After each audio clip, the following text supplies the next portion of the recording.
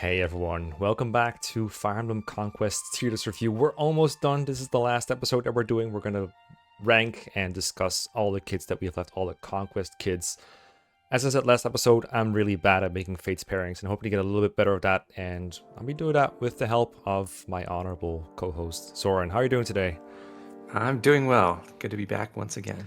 Welcome back. I'm glad you spent a lot of time thinking about this because these are really different from last couple kids. I feel like each of them I'm super curious about what you can do with them, or I've seen something that you can do with them that is super interesting.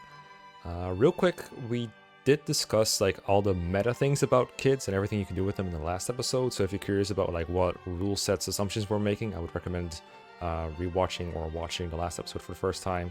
Real brief, we're basically trying to make every kid good. Like, we're giving them good enough pairings to function. We're giving them some credit for the things that they can always do regardless of stats, like sheltering and rallying. But that's boring, so if we can, we're going to assume they're going to be used as good combat units, see what potential they have, rank them that way, and we're not going to penalize them for their paralogs being too hard or anything. That's the gist of it, right? That's the most important stuff, I think. Yeah, just about. All right. So in that case, how about we get started with Siegbert? I think we briefly mentioned last episode that Siegbert has unfortunate paralogue timing, that Xander is one of the latest joining dads, and you can't realistically S-rank him until several chapters after, well, he joins, and so you get stuck with a paralogue where enemies are promoted, and it's a pretty hard paralogue. We're not going to penalize him for that, but it probably makes it so you don't want to recruit him very late, or it just gets harder and harder on you. Like, this paralogue has a bunch of reinforcements with Void Curse that makes it so you don't get XP from them, and that doesn't have any like super important. I don't think it has any treasure that you get, maybe like one item drop. And there's other paralogs like Ophelia. Yeah, there's a partner seal, I think. Wow, so generous. So it's not a paralogue you want to do super soon or super late. Like, it's not really a paralogue you care about all that much. And Siegbert himself, I mean, he has free shelter utility. That's pretty cool. But I've never really found him like super good at combat. The main thing that stands out from him, for me, is his personal skill, Gallant. When supporting a female ally, she deals +2 damage. I think that's like one of those few types of stat stacking in Conquest you can get that you can't really find anywhere else. So it can add to an already really big strength attack on someone. Like, you could pair him with another kid and like another female kid, give him S support, and then they'll just do more damage than they would otherwise do with any other pair up potentially. Depending on what class Siegbert is, of course. That seems fine, but I'm curious if there's more to it than just, you know, the shelter Galant support options. Like, does he actually have good combat potential? Siegbert can. His stats are like reasonably good. I mean, if you compared him to his own father, giving him someone like, well, I think the classic choice is Charlotte as his mother. Yeah.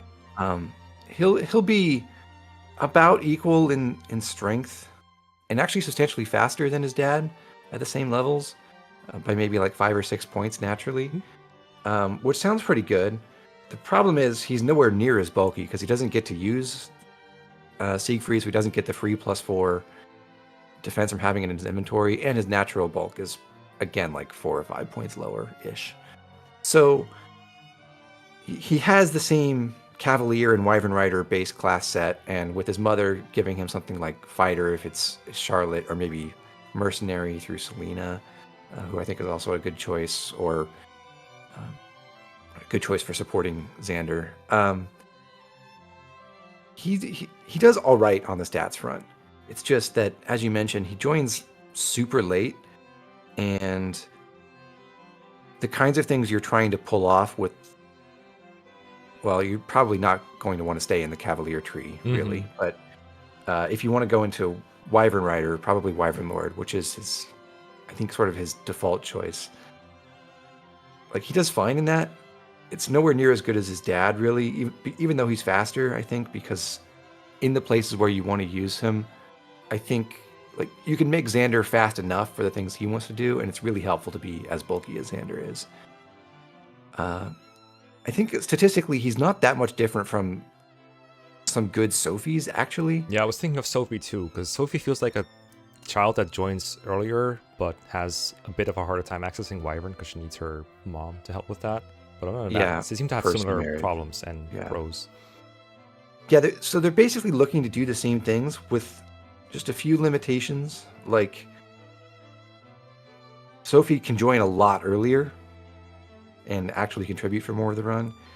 And she also, if you decide to recruit her a bit later, then, well, Sophie can be mothered by Camilla and potentially inherit trample and really good stats, whereas Siegbert can't get that. Right. The It's only so way he's funny how getting like the lack of like being able to pair siblings together is really hurting some people. yeah, it'll come up again too. Oh no. Um, Oh, that's right. yeah, I see so what you're talking you about. can't marry Xander to Camilla, thankfully, but that means Siegbert can't really take advantage of the ability of Camilla to pass down a great level 15 skill earlier than you otherwise would normally. So his only way to get that is from Felicia, and Felicia doesn't really give him anything that he wants, especially if she's marrying Xander, because then she's only gaining access to Cavalier skills in addition to what she can get from her native class set. And the high level skills she can get from the Troubadour or Mercenary trees just aren't very good. I mean, they matter if you can combine them all. Like Felicia stacking a whole bunch of breakers is at least viable, if not outright amazing. But yeah, Siegbert is like, to me, he seems like a worse version of Sophie in terms of combat potential, who joins a whole lot later and doesn't have very many separate selling points, like or interesting features as a combat unit. His one really neat thing is his personal skill, because Gallant, at least on paper, makes him the best pair-up partner, or technically even dual striking partner, for a lot of the women in the cast. It's just a free +2 damage on his, or +2 damage to them when he's supporting them, which looks great, but then you actually start running the numbers. Again, you're only looking for late game stuff, really, because you're probably not recruiting him before chapter 20, and even getting him right after chapter 20 is not free. It's just, you are likely to have done some paralogs since Xander was recruiting, if you've been using Xander the whole time. He'll get married around then. But if you look at where +2 damage makes a difference, there aren't that many spots where it helps that much. If Charlotte is his mother and he goes into Berserker, he could theoretically give +10, effectively +10 strength to his wife. But he's a child, so his support pool is pretty limited, for one thing. His only marriage partners are Corrin, female Corrin, and the other second generation women. So he only gets 7 total, because it's either female Corrin or female Kana, and then the 6 other female children. And not many of them really care about having the absolute maximum strength pair up. They all appreciate it if they're going for physical attack, but by that point in the game, you have enough ways to increase your stats that getting an extra +2 off of Siegbert's personal ability doesn't usually make or break things. In the worst case, a lot of times you just give someone an energy drop, which you probably collected somewhere along the way. Yeah, I was thinking the main application of really a lot of strength would be the endgame Takumi kill, but for that you could just buy the energy drop with all that gold you just got and have the same result. In essence, yeah. That is a place where sometimes caps do matter, and the extra pair-up bonuses break caps in a way that just stat boosters don't. But it's not... There aren't that many second-generation women who are that good at killing Takumi physically. You can make it happen for sure, but a lot of them are constrained by either weapon ranks or their stats. Like Velouria has, we'll talk about her in a minute, she has a ton of stats, but she doesn't have easy access to brave weapons. It takes a long time to grind that up. Or Soleil is a classic physical kid, but the best she's really hoping to do with her native sword rank is use the brave sword, but it's really hard to hit the one round kill threshold on Takumi with the brave sword.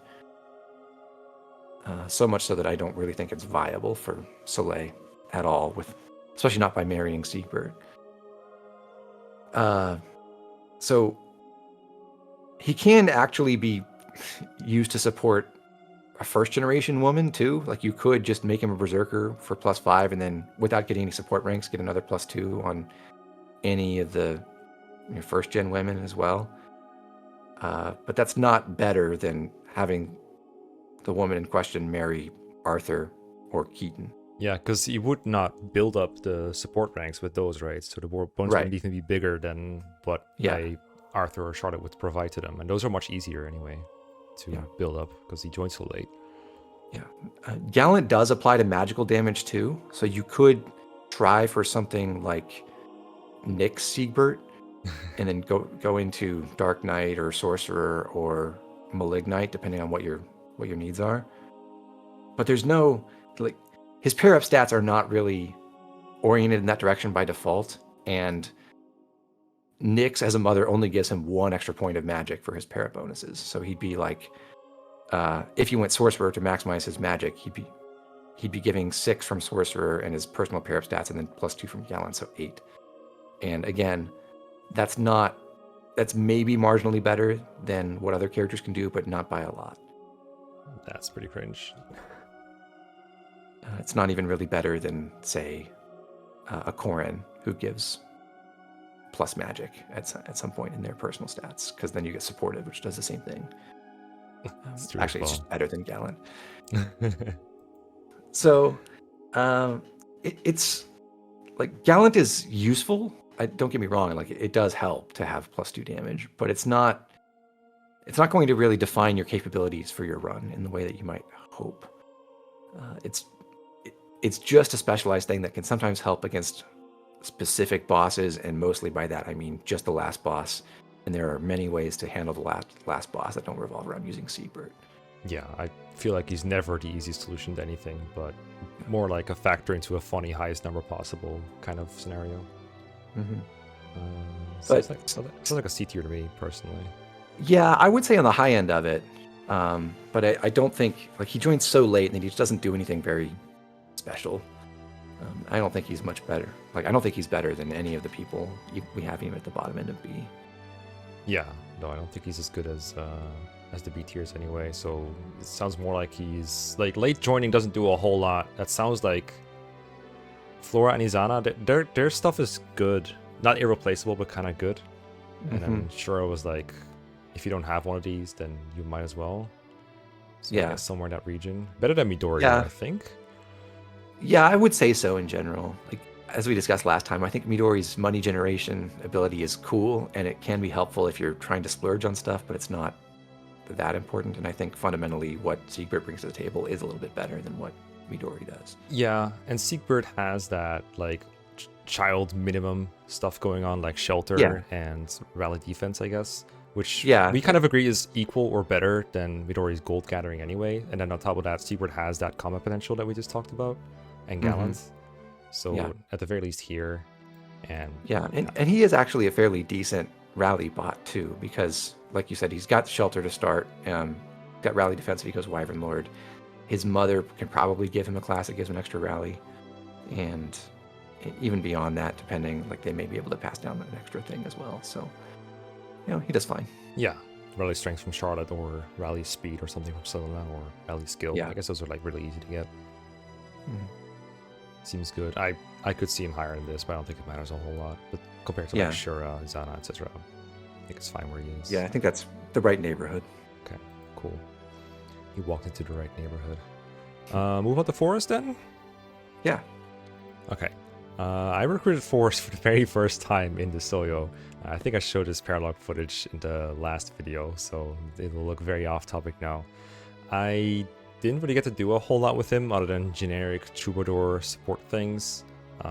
We talked a lot about troubadour and strategist things with Dwyer specifically, and probably some of the servants as well, which is like fine, but it seems similar to shelter and rally bot stuff. That's not too interesting.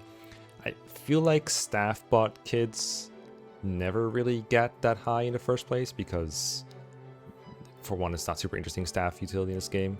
It's like it's nice and it's necessary, but it's not like Forrest has super standout things. I guess his staff rank can grow as he's recruited later, right? Because he's so I guess he's that advantage that Flora and Izana has, or mostly Flora really. I'm trying to see where Dwyer is. I think it was like a B tier somewhere. Yeah, he's like near the bottom of B tier. I guess he can do most of the things that Dwyer can. I don't really see anything that stands out from Forrest that's particularly different. Like his fierce counter personal skill seems pretty whatever.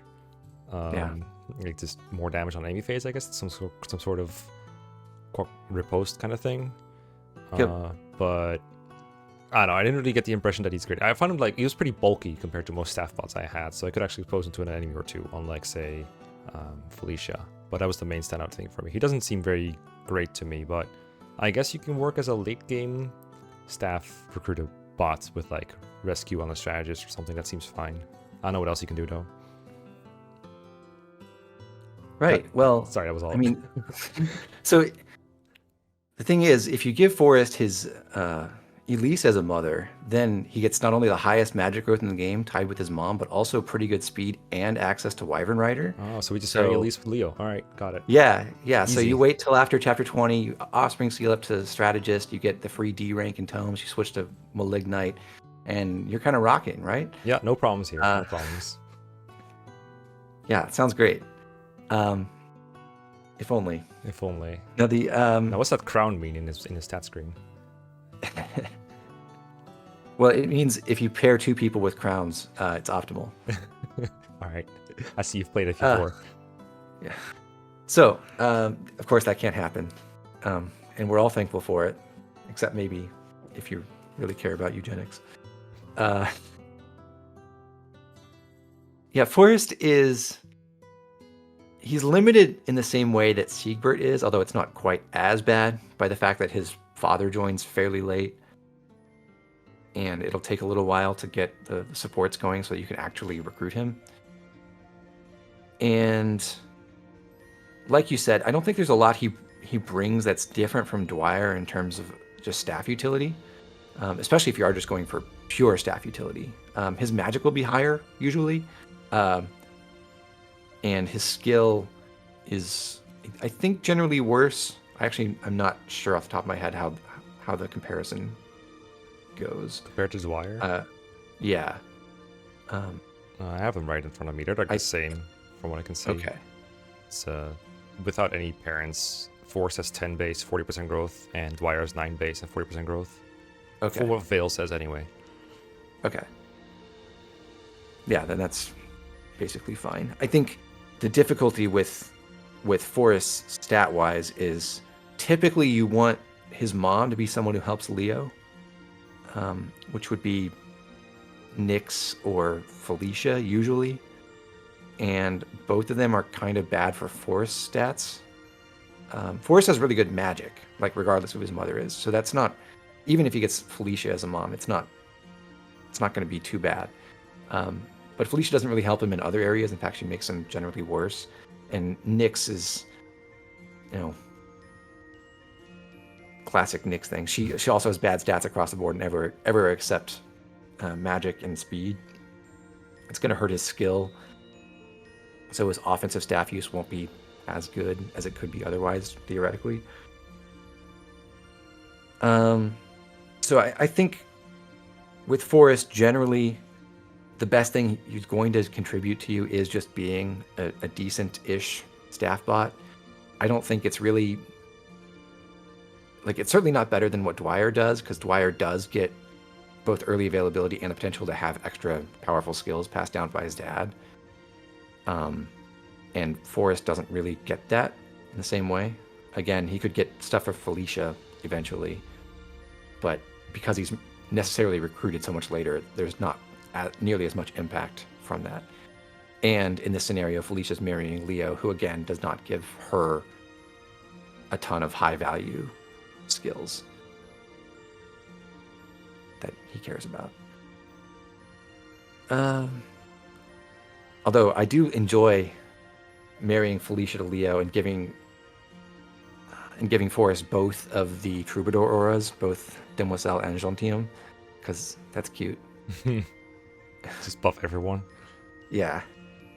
And So I think an easy, like, nice thing you can do in addition to just having the staff utility is you give him both of those auras and promote to strategist and eventually get inspiration, and then you've got a +2 damage, -4 damage taken aura with staff utility and rallies with at least rally res, and that's nice-ish. But even still, I don't know. Maybe I'm talking myself into ranking him a little bit higher, just by going through that. But I don't. That's not really that much better than just having your second servant do similar things, but way earlier in the game.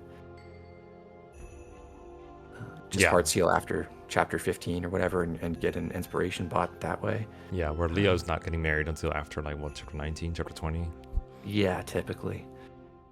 So, I know, like, given the larger context, I don't think Forrest helps you that much. And I think Dwyer, to me, is pretty clearly better because he can exist a lot earlier and does at least benefit from Jacob parentage in a fairly unique way. He also isn't even hurt by Jacob's stats because his stats don't depend on Jacob's at all, not his growths anyway.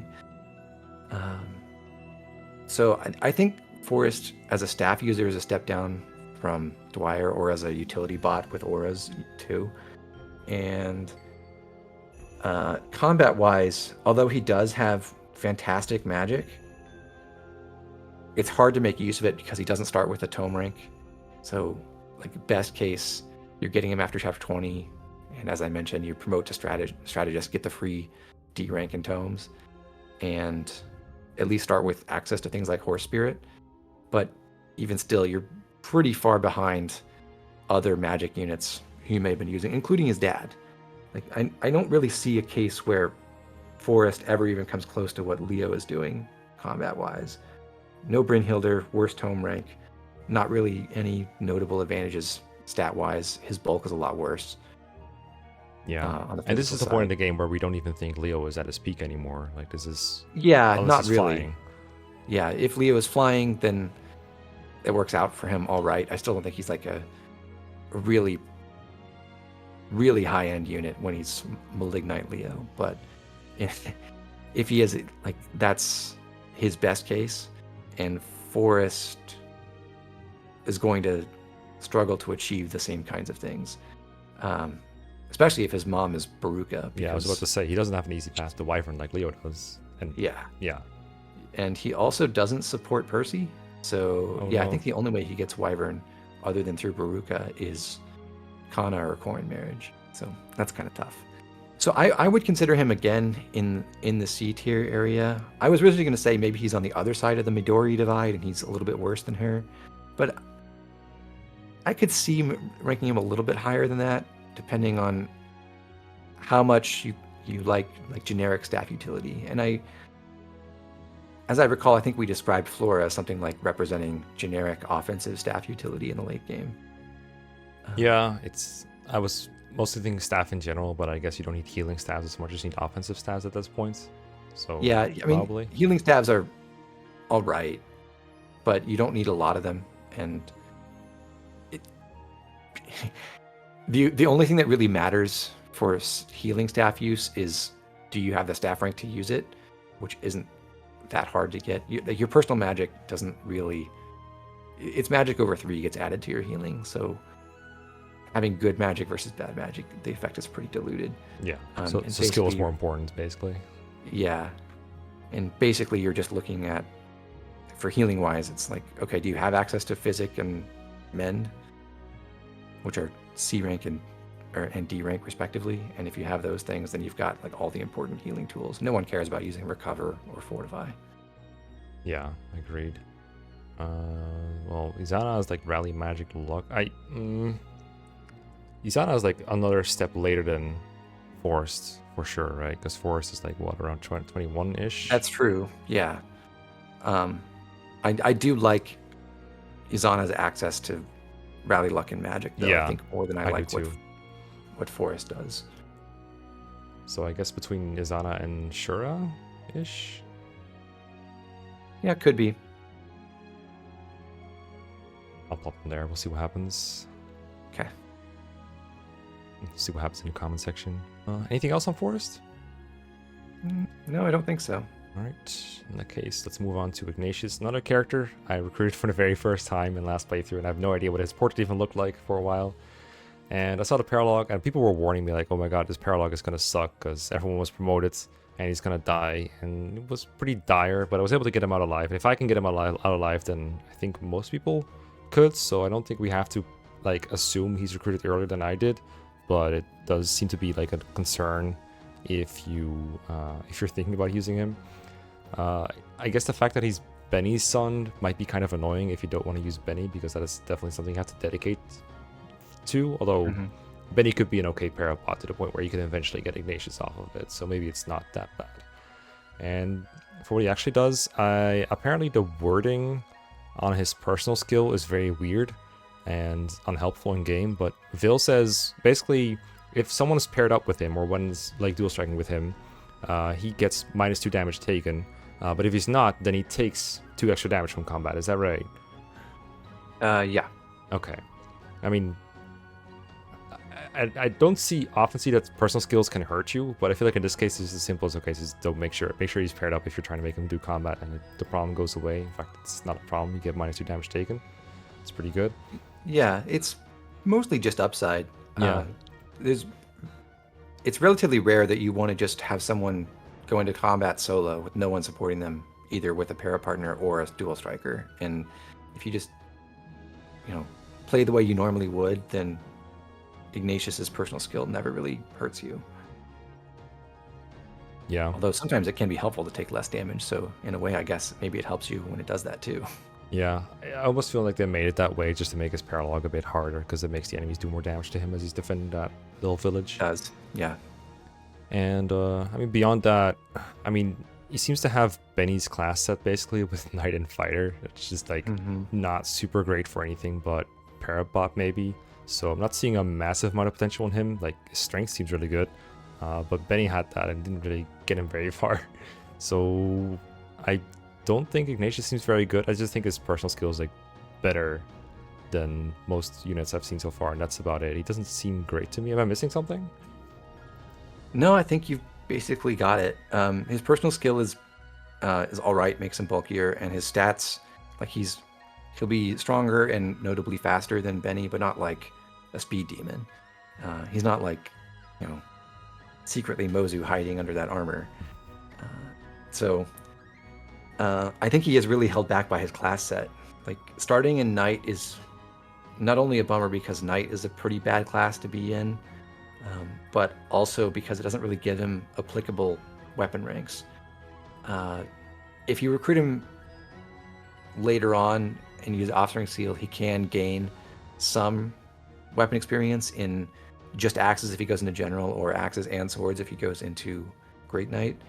But that's just so little for how late you have to wait for him to arrive, just to get D rank instead of E rank and some of the other weapon types. And lances are not the greatest weapon type to be using. There are a couple of cute things you can do. I know I mentioned the whole Blessed Lance thing in chapter 21, and he could, in principle, train up more and get the Brave Lance, but it's just okay. It's like bare minimum physical combat is eventually get a brave weapon and ride around as like a Great Knight and go kill stuff on player phase.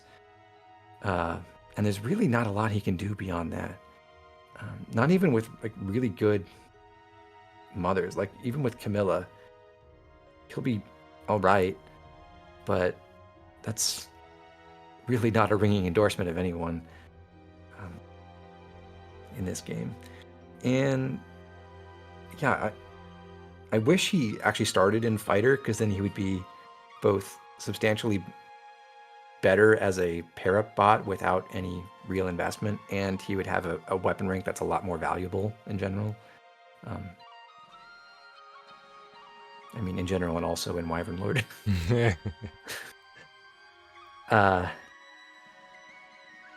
But yeah, it's really difficult to see where Ignatius is going to be a big contributor, just because his class set holds him back a lot, and his stats are like not nearly good enough to really make him stand out despite that. There's a couple kind of cute things you can do with him, like if Perry is his mom, then he can promote to Great Knight and pick up elbow room and shelter for free. So he gets a little bit of extra juice that way. Like Perry can pass down some other entirely different skill and still get him easy access to the really strong Cavalier skills, and that's fine. Again, if like with Camilla as a mom, you're basically just hoping for trample, and then that's like the best thing he can hope for, but it's not going to really elevate him that much. The most notable thing about it is it gives him like trample and also access to Wyvern Lord. Yeah, and I guess when he's a Wyvern, he can still go on terrain and get natural cover, right? Yes. So the way that skill works, it doesn't require you to actually benefit from the terrain. It just needs, the only requirement is that you be on a tile that has an effect. Yeah. And that will work. The only catch is there aren't that many places left in the game after chapter 21. The end of the stairway is full of terrain tiles because like the left and right sides are just entirely stairs, which give +10 avoid. But beyond that, there aren't that many places left in the game where number one, there is significant defensive terrain, and number two, you'll actually be able to fight on it consistently. For example, there's a lot of forts and stuff in Sakura's map, and like you might think, oh, I'll just post up on one of these and be really bulky there, but enemies don't really come to you on that map that much. Like they spawn from forts behind you and could potentially start running at you from there, but the ones who exist on the map when you start don't really move until you get in range, and you can't really fight them on the forts. Yeah, so, if you're trying to fight someone like Hana, like you can't really bait her from terrain very well. I think you can go up in the mountains maybe. That's all I can think of, but you would have to be a different class. Yeah, although I'm not sure there are mountain tiles on that map. I'm trying to remember, but I think they're all like then that I'm thinking. Yeah, of. There's like a mountain range on the left, right, of that map. Yeah, maybe those are mountain tiles. I just feel like they're not traversable by foot units at all, if I remember. So I feel like they must be impassable and normal mountain tiles. Yeah, so I don't think those actually give a defensive bonus. I'd have to check, but I don't know. But yeah, so the natural cover is like the most interesting knight skill, and it's just actually not that good. I'd much rather have elbow room for all kinds of reasons. For sure. And be on open terrain for that. So I would call Ignatius kind of bad, actually. Like, honestly, I don't think he's better than his dad. Because I think Fierce Mian is way more valuable as a deployment slot filler than whatever Ignatius is doing. Yeah, especially because Benny is like also around a bit more to do the things that a knight can do. Like if you need, say, a plug for a gap in a ninja cave or something, Ignatius is not doing that probably, unless you marry Benny really quickly. Yeah, very true. The window's opportunity for armored units are very specific, and they basically are just filling choke points chapter 17 and then wielding the beast killer in chapter 19, and neither of those are likely to have Ignatius around. Yeah, I was thinking about 19 because you could get Ignatius before 19 if you really tried hard. But it's also like if you're using Benny so much that you are able to marry him and get the paralogue in time, you could also just use Benny for that same purpose. So you're by creating Ignatius the solution to this problem, you also create a solution to the problem in Benny. Yeah, and that is kind of a classic issue with all the kids, really, is it's not, they might be a little bit better than their parents, but a lot of times they end up doing the same thing as their parents. So, and you've already, if you're recruiting the kids, then presumably you've already spent some time using the parents, and you can just keep doing that. So yeah, I'm almost a little surprised that Fate's kids often match their parents' classes like that, because I thought they would make the kids more unique. That's why I like the kids that don't match their parents' classes so much, because they're interesting. Yeah, I think it is more fun too with someone like Percy, who brings something totally different to the table.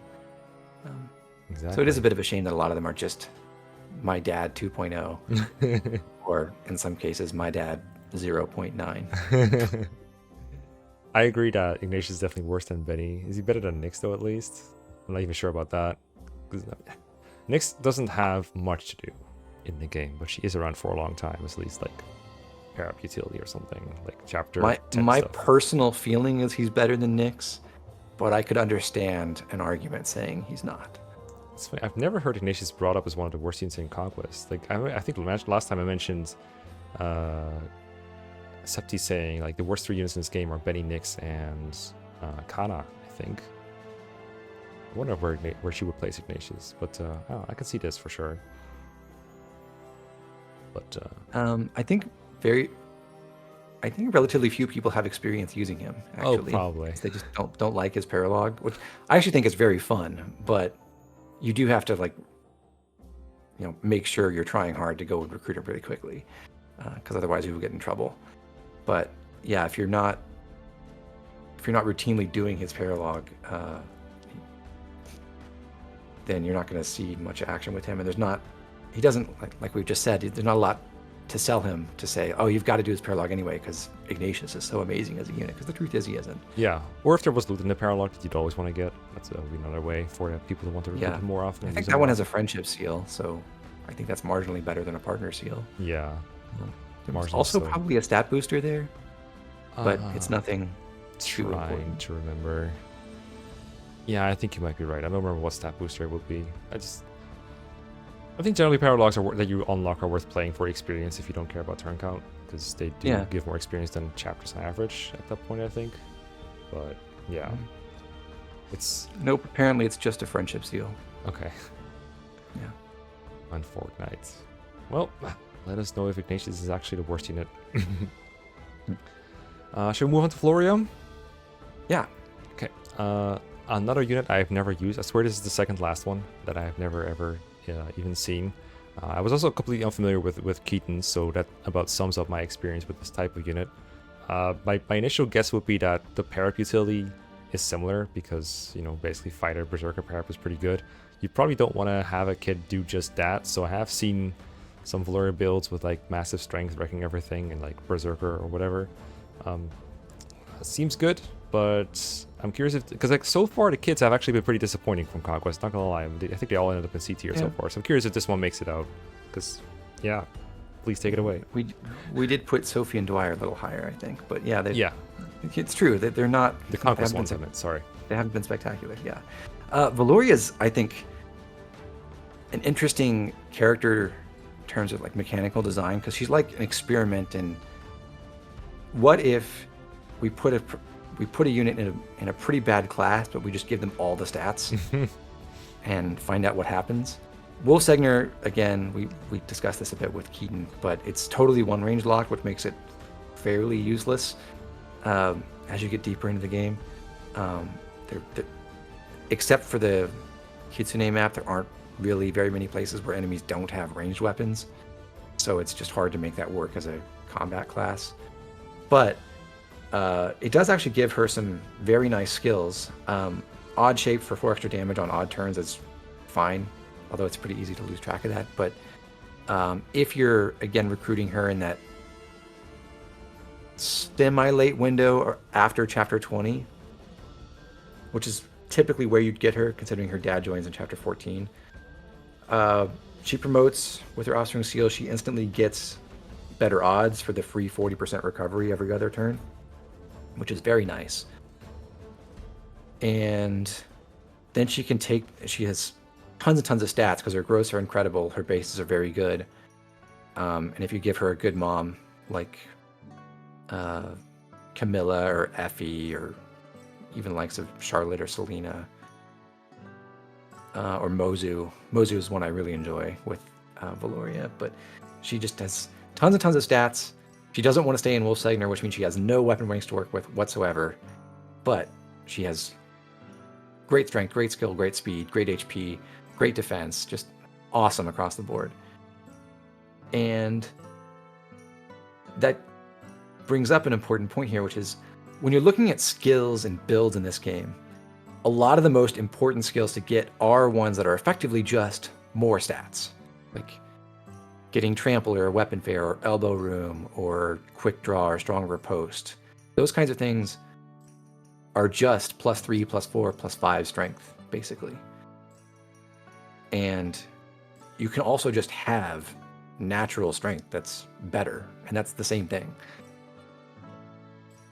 So because Velouria's stats are very good, she tends to be fairly impressive even with low weapon ranks. It is a bit of a drag going out to something like Berserker or Wyvern Lord, depending on who her mom is, or even something like Bow Knight with Selena maybe, and not having at least D rank. Although Bow Knight's kind of an exception because the best bow is the bronze bow anyway. But if you're going with like Camilla Velouria or Moza Velouria, and you're changing over into another class that uses melee weapons, it's a bit of a drag having to use bronze weapons until you can at least get hand axe or javelin access. But if you work on that fairly quickly, it's not hard to make Velouria see combat because she is just so strong statistically. And have her dual strike. Try to find situations where she can do melee combat, just kill stuff. Within a chapter or two, you can get the 20 weapon experience you need to get hand axes or javelins. Then she's a pretty good general purpose combat unit. Her only real constraint is that, well, she's okay. I guess there's like two. One is she doesn't ever really get good access to the top 1-2 range weapons, because her only access to maid, or her only access to daggers is through maid, really. She has no way to get ninja other than Corrin or Kana marriage. And if she's getting maid, that's from Felicia, or I guess theoretically also Charlotte, which is an interesting choice. Yeah, that's the first Velouria I checked is Charlotte, because I was curious if that would pass on maid instead of fighting. It would. I've actually never done Charlotte Velouria myself, I don't think, but maid in that for that option does seem pretty cool. Getting HP +5 or something from her mom and then going maid, that sounds actually very interesting. Something to think about for the future, because that's another case where just having a bronze dagger is actually very good. You don't really worry about the weapon ranks that much. But if she gets, say, Wyvern Lord, she's going to be really strong. But I was going to say her other constraint is, because she's starting with low weapon ranks, she'll have the stats to make up for the penalties you get there. Especially if you have a forged bronze weapon, she does fine with that. And she does better with things like javelins and hand axes than a lot of people, because it's hard to forge those, and she has a ton of strength and skill. Maybe not a ton of skill, but enough skill. But she's not ever really likely to get brave weapons, which is, makes her notably worse than, say, basically any person who starts in Wyvern Rider. I think there is something to be said for being able to eventually wield a brave axe, and that's something that Velouria is not realistically getting to naturally unless you dump a bunch of arm scrolls onto her. But that's a relatively limited niche.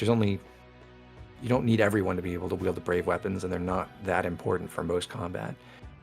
So I actually really like Velouria. I think she's better than what Sophie does. Still not quite as good as the top kinds of pair-up bots like Gunter and Arthur, I don't think, because of availability and just the general impact on the run. But like I said, I think she works as an experiment to see like what happens with the unit if we just give them really good stats. And I think the answer is they become pretty good, despite the limitations of the starting class. That is interesting, because I was expecting her to end up below Sophie just because of the huge availability gap between the two, and the fact that it sounds like Velouria also needs more desired moms, I guess, to get into good classes than kind of. Sophie but there's does. like 5 of them that are reasonably good, so it's not that hard. I guess a good way to look at it is maybe that, yeah, generally kids want the Wyvern class or the Ninja class or the Maid class, but you don't need that many different wyverns, so there's probably going to be one free for her in that sense. Yeah, and it's easy to get Keaton paired up with basically any physical mom because they all appreciate his bonuses. That's true.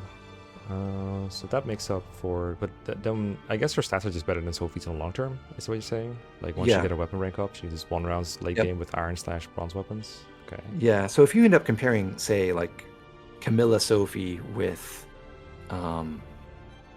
let's say Veruca Velouria, I'm fairly confident that Velouria will end up notably ahead. Maybe not as good on speed in that specific scenario.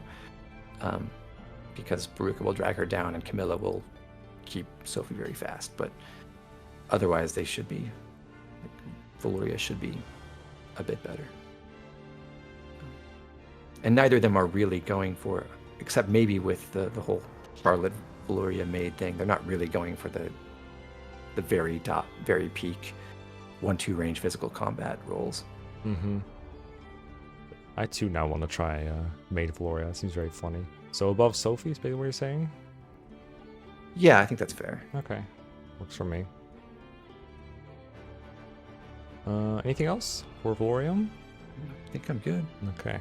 That's good. I'm glad to hear that she does have like really good stats. That's like always an interesting thing to try out. Speaking of stats, Percy is one that I was very excited to see because I feel like on paper Percy has like the best circumstances to be a kid almost. Like he's got really good upbringing, I guess you could say, because Arthur joins really early. He joins with a really good partner early on, Effie. It's a very natural pairing to make. It helps both of them in the areas they want to be helped in. So they build supports even if you don't want Percy. You can unlock Percy's paralogue whenever you want. You can either optimize it for experience or gold. And Percy himself access to a bunch of good classes. It's like starting in Wyvern is the dream for almost any unit, I feel like, so they don't have to necessarily have Camilla as their mom or Veruca or like some kind of Corn challenge. But he also has the fighter tree and I mean, I guess the armor tree. I don't think he really cares about that if he has Effie, but I mean, that depends on mom, I guess. And then just a bunch of good skills like strength +2 and lunge and rally defense and rally strength and like so much good stuff going on. But every time I try Percy out, his combat just seems so underwhelming and so bad. I think you mentioned this after recording too. Like, I don't get why he isn't better than he is. Is he just not like bad stats or something? Because he seems like he should be really good, right? Yeah, the number one thing is his strength is actually really bad. His personal strength growth is not very good. It's like 30 in the 30s, I think. And his personal strength base is like almost rock bottom. It's like 3. Yeah. In Wyvern, he has 45 strength. I don't know what that means for his personal. Probably 30-ish. Yeah, probably. Yeah, so I think you covered just about everything. Percy's class set is incredible. He has tons of like really neat utility options because of it. He joins super early. His father is desirable as a partner. People want to work with Arthur. He gets to start in a different class from his dad, so his dad can pass down something meaningful for basically free. Like just give him HP +5 and it's, good to go. Or Arthur can go out of his way to go get something else if you want. I'm a real fan of movement +1. Yeah, I saw that. I was thinking of rally strength, but that's good too. Yeah, the rally strength and HP +5 are like I think objectively better options, but going and getting him outlaw skills is cooler and more fun. And I think he actually is very good on a pure support level, because not only does he have fairly quick access to 2 great rallies in strength and defense, and probably potential to get another one from his mom, whether it's directly by inheritance or by eventually learning it himself through a class like Bow Knight, or I guess Veruca gives him a Sky Knight for rally speed. That's cool. Oh, that's like Veruca's alternative class if she can't pass down Wyvern. So that's one of the I think 2 cases in this game where you can get 3 where you can get a parallel class on a kid. Shigure can get Wyvern from Jacob. Percy can get Sky Knight from Veruca, and then we'll talk about Nina's potential with that in a little bit. I really, really like his aura. I think people overlook just how impactful Fortunate Son. Fortunate Son. Yeah, I was gonna say Prodigal Son. Like that's the wrong thing. Fortunate Son can be like a plus 15 crit avoid aura is actually amazing. It basically eliminates the threat from all enemies that might crit you, except potentially things like Killer Axe Berserkers or Mjolnir Sorcerers, and those barely exist. There's like maybe 2 of those kinds of units that you face in Conquest that I can remember. I can only specifically remember one, which is the Mjolnir Sorcerer on the right side of Chapter 26. But I feel like there might be a... I was thinking of, I think there's 1 or 2 in the room with Zola. If I'm not Oh, mistaken. yeah. There's a Mjolnir Sork there as well. Well, even if you have to face that, at least you can help negate the crit chance a little bit. You're probably better off just having enough res to not die. Yeah, In that case. true. But anytime you're facing a whole bunch of enemies at once and you might be threatened by a crit, Percy basically says no. And his personal skill only affects him by plus 5 instead of plus 15, but he also has incredible luck. Like, I'm pretty sure no matter what mother he has, he always starts with his luck capped, which is very funny. His own luck cap is actually quite bad because Arthur kills it. But his base is amazing, and his growth is very good, and that's basically what matters in the game.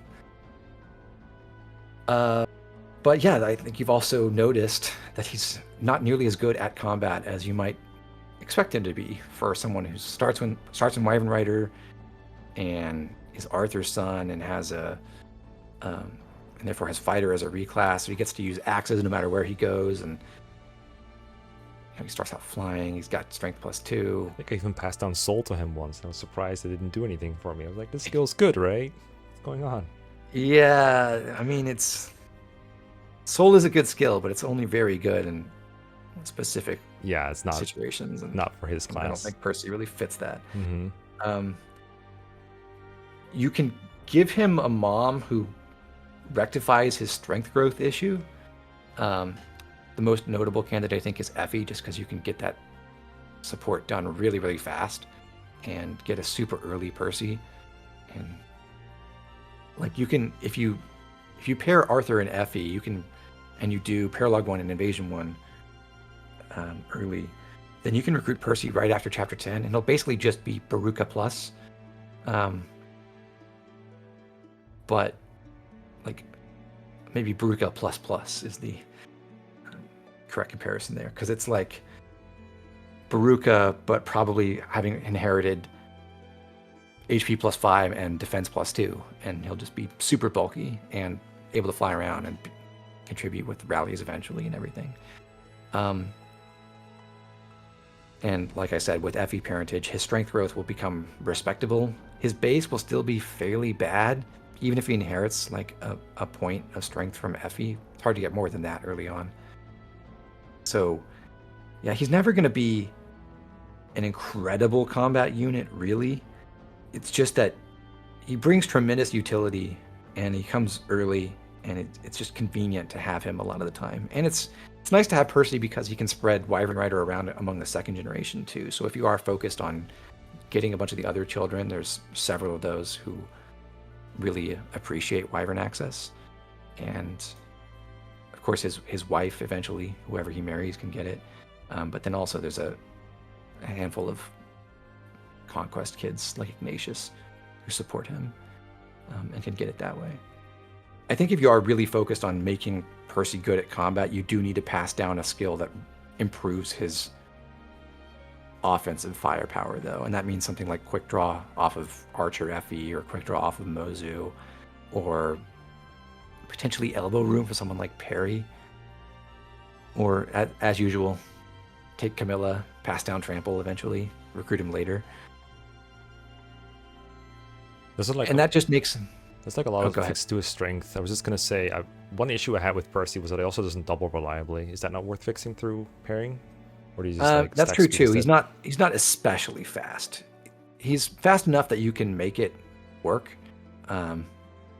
Like he does support his own father, and that's helpful because he can just use Arthur's pair up if that's not spoken for already by his mom or something.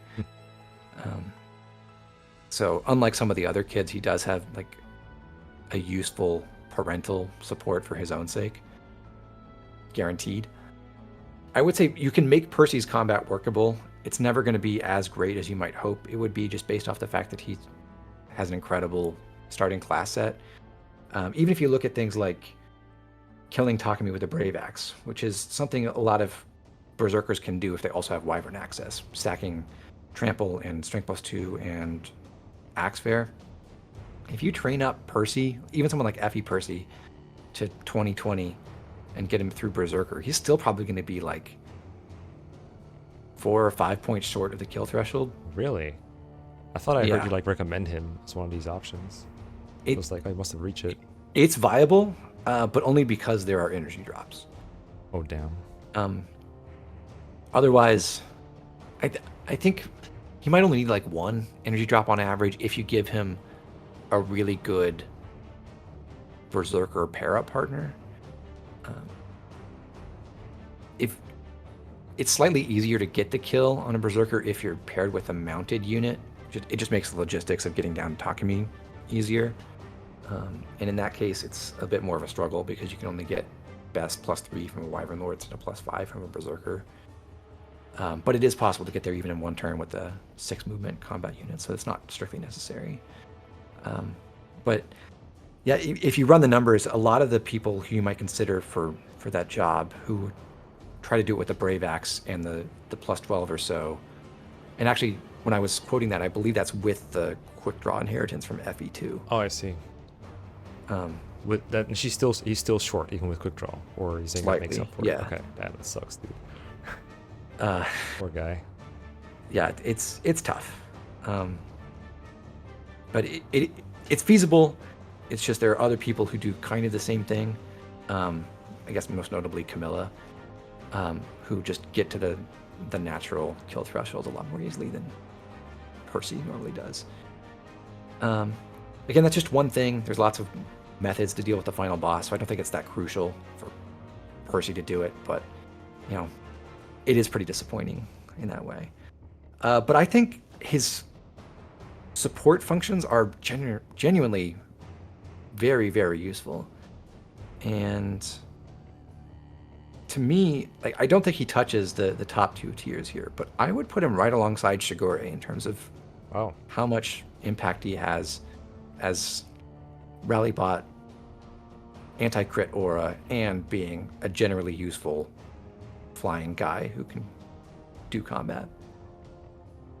Think about it, it's definitely fair to put him over Baruka at the very least, right? Because like you said, he can be Baruka ++ fairly easily. Like, sure, you might need Invasion 1 and what was it, the Paralogue 1 to get Effie and Arthur married. But even if he joins like 1 chapter later than Baruka does originally, or 2 chapters later, it's still like way better. Mm-hmm. Sure. Yeah, right below Shigure seems fine to me. Fair enough. All right. On to Soleil. Yeah. Very excited for this one because I've not had any experience in using Soleil, but I've seen her in some of your videos. I've seen her in some other people's videos. A lot of people seem to be a fan of her. Sisterhood seems like a very free skill, like just +2 damage dealt and -2 damage taken just by having a pair that happens to be female is damn good. And Mercury always works out well for skill sets. And she's Laszlo's kid, so I believe what happens is Laszlo passes down Ninja to her, right? Yes. Because Merc is taken, so it goes for the alternate classes set with Ninja. That's pretty good. Mercury means you get access to Shuriken Breaker, so you can be an anti-ninja, which is pretty fun. You can get Soul, you can get, or you can go Bow Knight, get Rally Skill or something. I think that would be a bit beneath her pay grade, but that's like another option. She seems very fun to use. I'm super excited to use her. Yep. Yeah, I like using Soleil a lot. I think she's a very powerful unit. So at first glance, she's like a carbon copy of her dad. but her growths are oriented a little bit differently. It's not too different. The thing is, Sisterhood is a surprisingly huge benefit to her own survivability and offensive output that makes her substantially better than Laszlo is at the ninja role. When we talked about Laszlo, I think we discussed how, yes, he can do ninja things, but it's going to take a lot of help for him to be super effective in that, just because he's not nearly bulky enough to make that really, really good. And he's also a little bit lacking in strength and skill compared to some of the other options. Yeah, I think we even compared it to Kaze, and like he was comparable with all the things Kaze's not very good at, but then he also had bad resistance. Yeah. Yeah, very much so. So, Soleil's resistance isn't that good either, but it's like workable enough. And with weapon triangle advantage, that helps substantially as well. So what she does is basically just, I think the ideal thing to do is, given the fact that Laszlo joins not late, but later than a lot of other first units, I think you want to hold her recruitment till after chapter 18, most likely, so you can get a free promotion, promote her into hero, spend a level or 3 in hero to get soul, and then go to one of the ninja classes and just tear up the rest of the game. And she does that very, very well. There's lots of mothers who can be effective for her, even ones that are kind of surprising for that. Like Azura Soleil sounds like maybe a bad idea because she'll juice Soleil's strength and speed, but will hurt her bulk. But if Azura manages to pass down Voice of Peace, that's enough of a difference maker to really make up for that, and then she'll just be pretty awesome. I like using Selena for this because Selena kind of hurts Soleil's strength growth, which is naturally very high, but she doesn't have very many mothers who preserve it. Most of them drag her strength down quite a bit, and Selena's one of the ones who does drag her strength down, but she gives Soleil a lot more physical defense and very good speed still, and that works out well. Charlotte Soleil, very, very good. Pass down HP plus 5. Similar principle to Azura. Just give her a little bit of survivability through inheritance, and that's basically all she wants. Camilla, of course, amazing.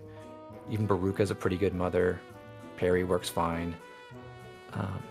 Probably one of my less favorite ones because Perry, again, isn't very good on the defensive side and doesn't really give Soleil anything to help with that either. But basically any physical mom works well with Soleil, so she's very versatile in that way. And she does the entire soul ninja shtick very, very well. In general, she's not going to be as good at it as the very best setup for Silas, but she is also easier to pilot because Sisterhood doesn't have the restrictions that Vow of Friendship does. It does mean Soleil can't benefit from an S rank support in pair up, so she misses out on maybe 2 points of stats that could be helpful. And it also means she doesn't really care about working with Siegbert because Siegbert's effect just replicates Sisterhood but worse. But Soleil can always support her mom, and you can also pair her with... actually, who does she support in the second gen cast? Ophelia is not going to be great as a pair partner for her. She also supports Nina, and is that the only other girl? That'd be surprising considering her personality and personal skills. Oh, it's Sophie. Sophie, yeah. Oh, so yeah. Sophie's there. Yeah, and that's kind of key because Sophie is like the one other female child who actually gives, by default, gives Soleil the stats she wants, with strength and defense and potentially res as a cav. Yeah, I thought you might do like Great Knight Sophie or something for extra strength and defense, but that can work too. Yeah, I think that would generally be the best approach.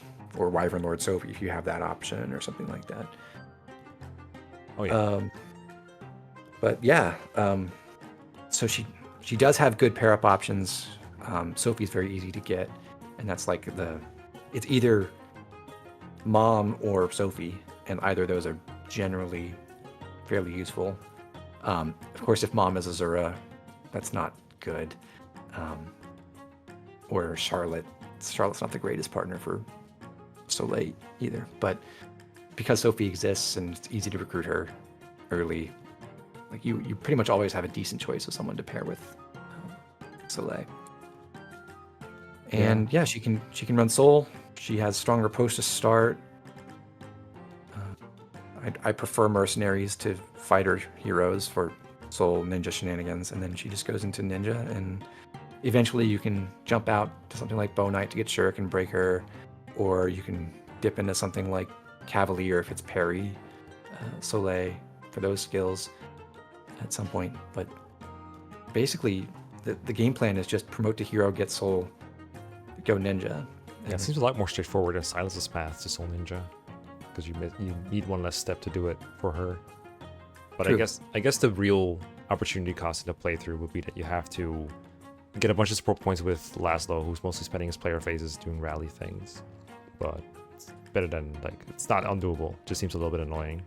It is a limitation. That's one of the reasons why I do actually like really promoting Laszlo, even though he's not as good at the Bow Knight sweeper thing as, say, Selena. But make Laszlo a Bow Knight, and then he can help out in a lot of different places on each of the maps after he joins, and it's just easy to get him going and make Soleil happen. It is easier to chip in with a bronze bow every now and then if you don't need to rally +1/+1 for sure. Yeah. Get dual strikes that way. Yep. So as far as placement goes, I'd put her in A tier. Hey, I knew it. I was like, oh, will you do A tier for this one? Yeah. Because I was like, I don't know if any kid can be A tier, but if one is going to be in here, it's probably going to be, well, one of these three or two of these three. Yeah. I think she's honestly better than Odin, even. That's insane. Just by a little bit. But yeah. I think Niles is maybe, like, I sort of hinted at the idea that I'm a bit of a doubter of capture utility, but I still think it's such a significant factor in a run that I think Niles overall is more valuable than Soleil. I can live with that. I'll throw her here. I have no experience, but I'm biased towards units that I want to try out, put them high, justify my own decision to use her, so I'll throw her here for now. I respect that. Shall we move on to Nina? Yeah. I recruited this unit, I want to say twice. I think on my very first playthrough, my hard/normal run, and I think technically Gwimpage and I on the Lunatic playthrough we did together had plans to get Nina post chapter 24 or so if we felt like we needed another Bow Knight/adventurer with pass for like pair up or rescue shenanigans. I forgot exactly what it was. That was the idea. That's like the niche that I know her for, is having a late game outlaw tree unit for utility for end game. I also remember Nina being extremely good at fighting enemy mages even late in the game when I had trouble facing them. That was pretty cool. My gut feeling about Nina is that she's still not super great overall for some reason. Partially because in order to get her, you have to use Niles a lot, and again, they overlap classes. And I feel like there's a limited amount of times in this game where you want to use a dedicated bow unit, and Nina necessarily, for her to exist means Niles has been trained a lot, and so you'll probably have someone who can do most of that. Like the peak example for that for me is chapter 17 with all the ninjas. I don't know how viable it is to use Nina for that instead. I've never heard her mentioned as one of the candidates, but that would be my one question mark for her utility, is like how useful is she when Niles already exists necessarily. Daydream seems like, I like skills like Sisterhood to seem way better to me than Daydream. It says if you're adjacent to a paired male ally, so if there's two males paired together, you give them +2 damage dealt and -2 damage taken. If it was like an aura instead of having to be adjacent, I think that'd be a fair bit better. As is, I don't know how often this is useful, but could factor in some I kind can't of remember damage the deck. last time I ever used that on purpose. Yeah, I feel like it's more of a funny haha, this thing can happen thing.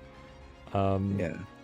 She doesn't seem bad to me, but I don't get the vibe that she's as good as say Soleil. So I'm curious what you think.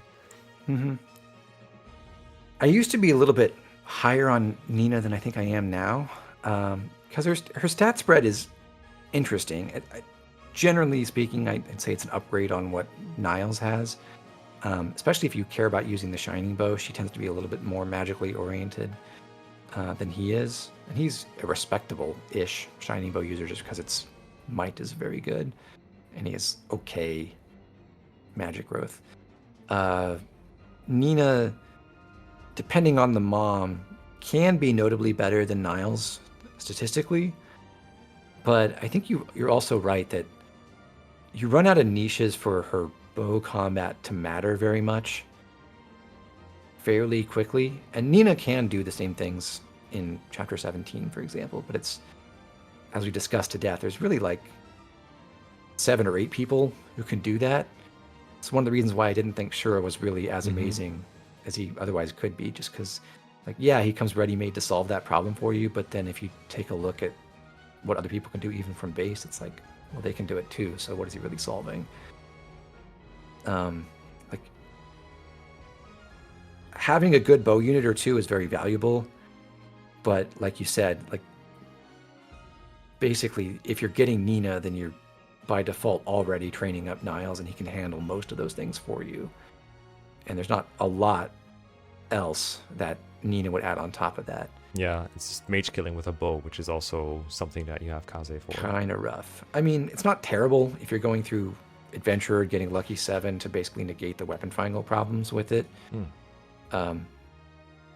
But it is also not the greatest matchup just in terms of range mechanics, except if you're using the Shining Bow, which is more accurate than the Bolt Axe at least, but it's still not very high accuracy.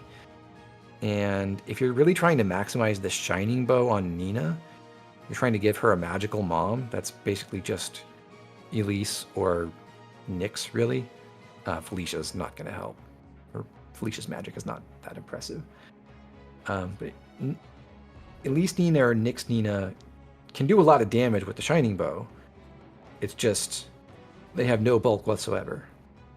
Nina's defense is already kind of poor, and they just make it really bad. So, yeah, you've got a 1-2 range weapon. How are you going to use it? Yeah, can you kill mages with that, or is the res threshold too high for them? You can make it work because the might is very good, and bows are just good weapons in general. But and the enemies with high res tend to have low HP-ish, so the kill thresholds are not as difficult, even if you're going up against them with magic. But that still takes some substantial help, and I think it's just outright worse than using Leo or Kaze or any of like 6 other different choices that aren't going into that with weapon triangle disadvantage.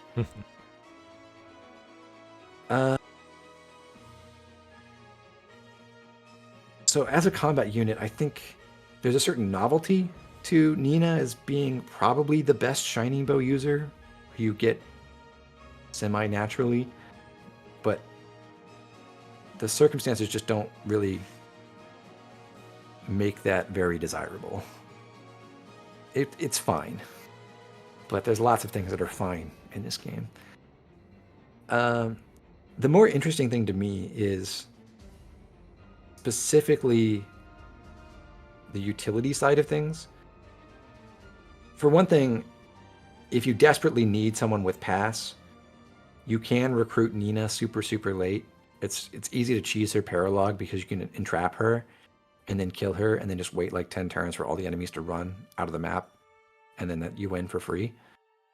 And if you still get Nina, right? Late, you still get Nina.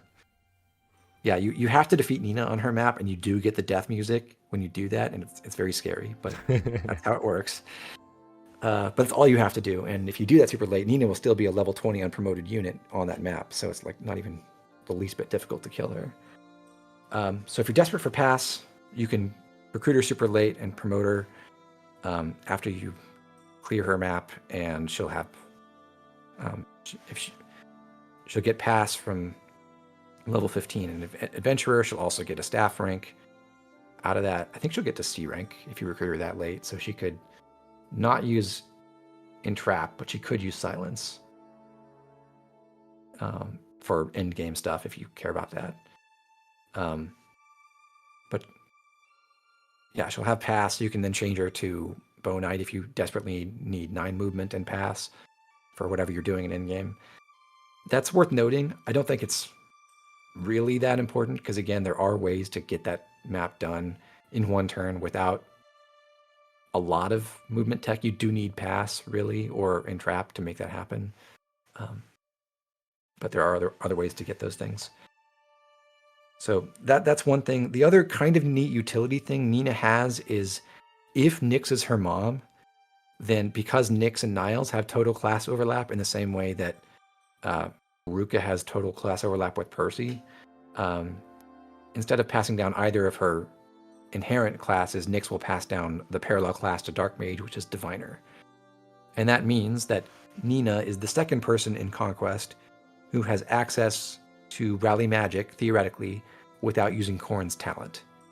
I noticed all those classes too when I was checking on Veil. I was like, wait, why do you have Diviner, Omnioji, Bazara on your thing? But yeah, that's fun. Yeah, and that's pretty cool. It does mean that you can get Rally Magic on someone substantially earlier than Izana without having to use a captured unit. I do think it's better to just capture a Shrine Maiden early on and feed them kills every once in a while after you promote them early so that they can get to level 5 in Onmyoji and have Rally Luck and Rally Magic. If you really care about having Rally Magic early, that's the way to do it. But Nina does have that opportunity if her mom is Nyx, and it is a useful feature. I just don't think it's really... I think in practice, you don't desperately need Rally Magic until Izana joins the picture. For the units who are really going crazy with Vantage, Life and Death stuff, you don't need Rally Magic to hit your kill thresholds until the very, very end of the game. So it's not like you need Nina to make that work. But she can just generally make the army better with that semi-unique rally access. And that's kind of interesting. But it's not a lot. I just think it's neat. Like, yeah. I think it's right around like Flora territory for me, where like she does have a unique rally thing that she can potentially use. She does have the instant pass access if you recruit her late, and that means you don't have to worry about things like getting the right captures in chapter 24 or anything like that. If you need someone with both staff access and pass, Nina could provide that for you. Yeah. But beyond that, she's just a bow unit, and I think nowhere near as good as the better bow units that are already on this list. Yeah, so somewhere between Flora and Izana probably, or like maybe below Izana. Yeah, Yes. depending. It feels pretty funny to put her above Shura, considering... Well, it depends on where you recruit her, I guess. Yeah, you can get her super early. Not as early as Percy, but still, her dad joins in chapter 8.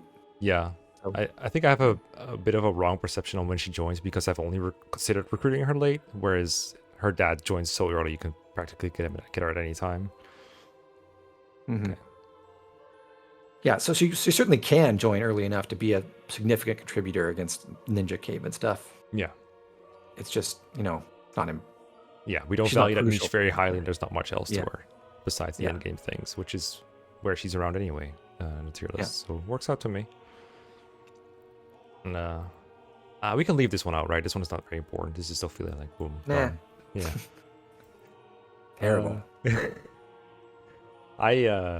My eyes have been open to Ophelia a long time ago. I think maybe behind Elise and Odin, this character is in the most notable videos of yours.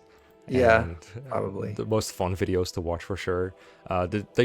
In the before time, me and several other people thought, well, Conquest is a player phase based game. It's where you very carefully maneuver through maps to kill things on player phase with, like, you have to be scared of enemy phase because you God, I can't kill wish. everything. I wish. It turns out that there are units that can be made to just wreck everything before they even get touched, and well, Ophelia is apparently one of them. Apparently, this unit can get so much magic that she just one-shots everything with Vantage, Life, and Death. Or, just be a glass cannon on player phase. Don't do the whole build. Just use lightning to kill stuff. That's also an option, I guess.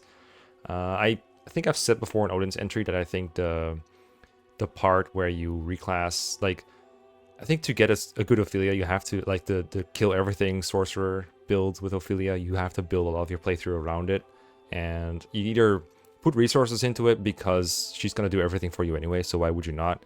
Or you go through some painful reclassing and either spend a lot of time planning or you spend a lot of turns grinding to get the skills on her. But when she does, she's a complete monster. She destroys everything, and it's 100% worth. The question is, of course, how much this means for her on this list in practice. But the fact that she can do it by itself is very notable. For what I can tell, the best moms for this are like Elise for high magic, maybe Nyx, maybe Camilla. Lunge Ophelia is pretty funny. Effie Odin has been discussed as a good pairing for Odin's Nosferatu utility. So, I mean, fun magical unit. Seems very good. I don't know exactly where I place her these days. I think I had her on B tier in the old list. So, curious what you have to say about Best Girl Ophelia.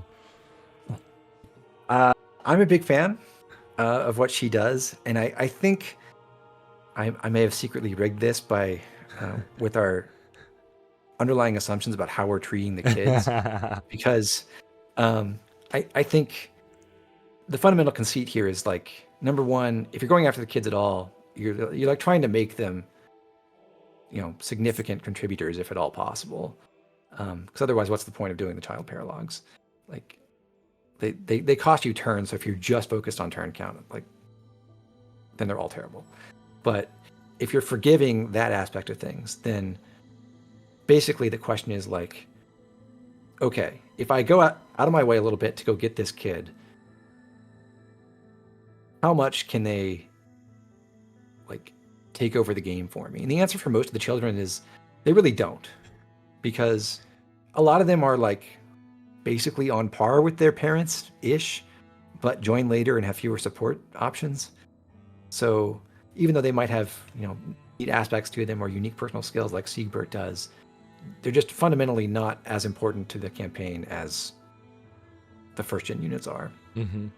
Yeah, with some exceptions like Velouria being over Keaton. Yeah. But with Ophelia, I think if you let her, she can warp the entire playthrough around herself. And in some ways that's boring, but at the same time it's amazing. So what the proposition here is, you're trying to make an Ophelia who will kill absolutely everything in the game on enemy phase. You just hold forward and kill everything. And there are other units who can do that even better than she can. Like, the classic example is taking Camilla into Maid and just having her march down entire maps and kill everything. And no one's really touching that. Like, just in terms of pure low input efficiency, I'm going to walk through the entire game with one unit. I think Camilla is the best at that. The only catch there is Camilla doesn't kill the final boss for you, especially if you go that route. Ophelia does. So the plan would be you recruit Ophelia. Ideally, you pass down Vantage from Odin, because that makes it a lot more feasible for her to march through the middle part of the game with Nosferatu and kill everything that way. Just start sucking up experience from half the map while the rest of the team just goes and opens chests or goes down the other path or whatever you're trying to achieve. But you recruit Ophelia, you get the incredible tomes from her paralogue, you pass her Vantage. She's like Vantage Nosferatu sorcerer with really high magic. And she just eats up entire maps. And then at some point, you make the transition to get life and death. And we discussed this before with Odin and Leo a little bit. It is a little bit painful if you just go from Sorcerer into Master of Arms and you're just trying to get 3 or 4 levels in Master of Arms from like level 11 or 12 to level 15 to get Life and Death, because Ophelia's physical stats are not great and it'll be a bit of a struggle to get her kills. But again, if you're trying to just make the game end by trivializing everything else, then what you should do is give her 2 arm scrolls and give her access to the 11 sword and bolt axe immediately. And then it's not a problem. She just continues killing stuff. She's not doing lifesteal with Nosferatu anymore, but for like 1 or 2 maps where she has to kill a bunch of enemies with the bolt axe and 11 sword, she can manage just fine. And then you go back into Sorcerer, and she has incredible base magic and at least a plus 12 damage stack with her natural class set, and just very good stats for everything she wants to do. She has very high luck, usually. This is dependent on the mother a little bit, but it at least gives her incredible luck. And skill is at least okay. And combining that with Heartseeker, she doesn't usually have any hit problems. Although marrying her to Corrin and getting supportive all the time just makes that basically a total non-issue. And as soon as you get Life and Death by whatever means, and you get her back in Sorcerer, the game is over. There are basically 2 kinds of enemies that can hurt her at all after chapter 21. I guess 3. So there's the Spy Shuriken ninjas on the right side of chapter 25, but you don't have to fight. There's a single Brave Sword hero in chapter 26, and you can just stay out of his range on turn 1 and then kill him on player phase. And then there is a pair of Warding Blow generals also in chapter 26. And if you don't let them both fight you at the same time, you can pretty much always have guard gauge uptime, because if you're vantaging everything, you'll just stack that up and never actually exhaust your guard gauge. So you can just kill one of them on player phase and the other one on enemy phase with your full guard gauge, and it'll be fine. Yeah. And then you march down end game and you go kill the final boss, and there's no problem. Yeah, I think it requires a little bit of massaging to get the magic threshold for the ninjas in chapter 26. Not just the Spy Shuriken ones, but their own ones. But I know usually you can reach it if you give her the resources. Yeah. It's not that hard, but it does take some help. Like you'll have a Zon at that point, which helps. And if you use either of Ophelia's 2 best moms, which are Elise and Nyx, then her mom can give her a very significant amount of magic as well. Through pair up, you mean? Yeah. Yeah. So even though there aren't really any male kids who are great magical pair up partners, like the best you're going to see is basically Nyx Siegbert in Sorcerer. Even a generic Sorcerer can do the job generally, and if worst case, you can break out Mom. And Mom will always have access to Sorcerer herself because she married Odin. That's true. I've used Odin as a pair partner before, which for most of the game works just fine too. Odin works too, yeah. So the proposition here is basically you put a lot of input into Ophelia, and once you're done with that input, the game is over, even though you have to theoretically march her through like 8 more maps or something, depending on when you're doing this. On paper, the game is over. Yeah. You have the numbers to prove that every enemy dies to this Ophelia. Yeah. Yeah. And that is something that was possible for the likes of Odin and Leo as well. But the notable differences here are, well, Odin's natural magic is a lot worse, and his cap is a lot worse than Ophelia's can be. So he needs significant help to reach the kill thresholds in the late game, like Corrin marriage and extra skills like theoretically trample or something. Leo is a little bit better off because his magic growth is a lot higher and his magic cap is a little bit better than Odin's, I believe. It's like 1 point higher, I believe. But similar things are in play. Like, you're going to need to give Leo a fairly significant amount of assistance to hit kill thresholds. But the neat thing about Ophelia is that she has a very good magic growth. At least Ophelia actually just ties with Leo, so don't like overestimate that. It's very high, but it's not like unrivaled. But also +5 cap, which means uniquely Ophelia doesn't depend on getting extra skills from outside her native class set to hit the very highest kill thresholds in the game. She can kill everything with just +12. They're Malefic Aura and Life and Death, and the right pair up partners and stat boosters, like rallies and tonics and stuff. So if we're just comparing on the basis of like what can they do with this incredibly premium, I'm going to invest everything in this one unit and kill the rest of the game with it basis,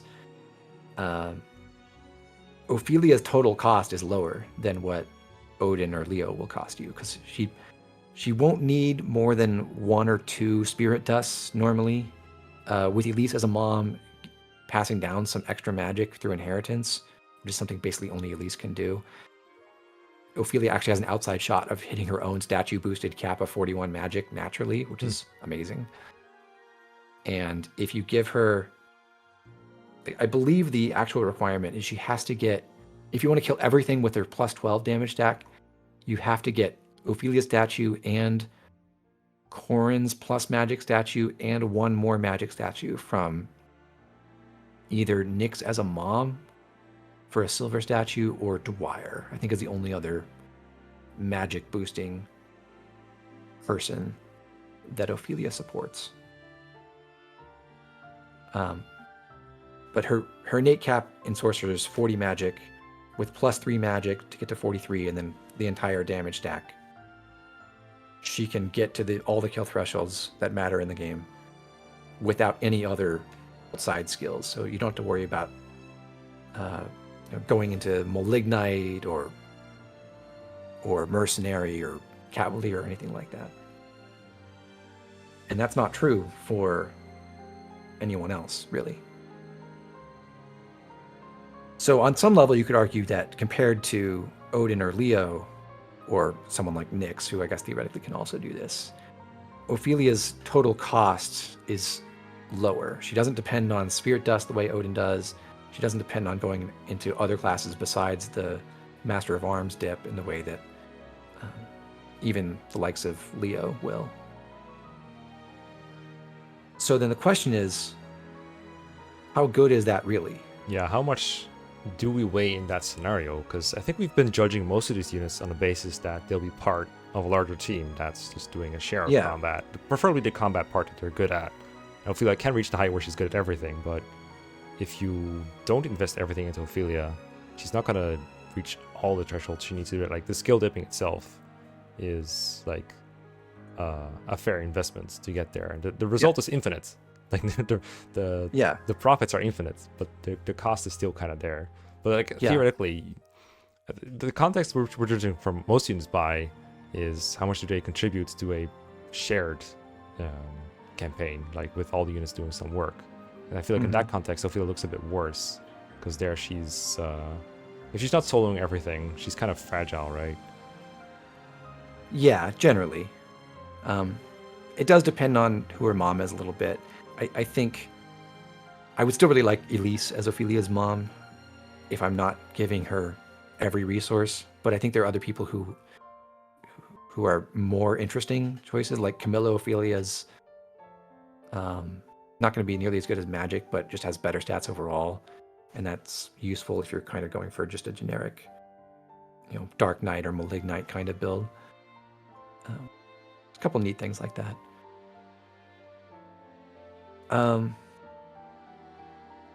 But yeah, it's difficult for me to answer exactly like how you should value that kind of thing, because with the super investment build, I think in principle it doesn't even really matter what the what the turn count is once you have it online or anything like that. Like, technically, you might be able to finish other maps down the line faster by just, working out shelter singing maneuvers and going and killing the bosses and ignoring most of the combat. But I think it's fundamentally easier to just put Ophelia on the map with her para partner and maybe a rally bot behind her, and then march forward and kill everything. And I don't really care that it's going to take me like 10 turns to walk around Takemi's Great Wall map instead of 2 turns with a rescue and a shelter singing maneuver or whatever. No, I agree. Even if we're not soloing the entire game with Ophelia, but we still make that build, we would still value that very highly. Like having you can send off into a group of problematic enemies to just take care of them all. That's still very good. Yeah, even if we're still using other units. I think that is very good. So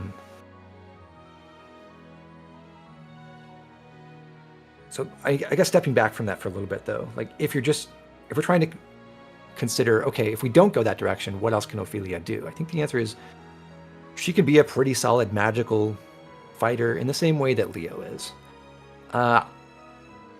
Purely on the basis of going into like mounted tome class, like Dark Knight or Malignite, I think I would give the nod to Leo. I'd say he's better out of the box. He has more natural bulk. It's just kind of easier to work with him in that role alone.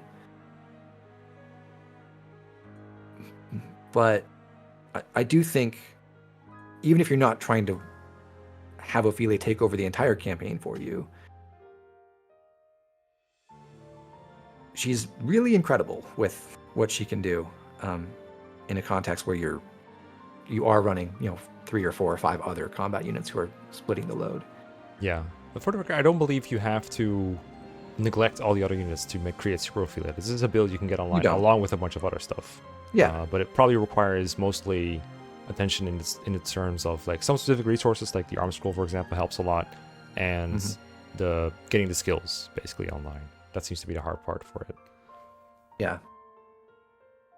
I do think getting the skills is the most fun part of the build. Like, yes. Much more than actually walking through the maps and killing everything. Like that's cool to do once. It's not actually that entertaining after you've done it once before.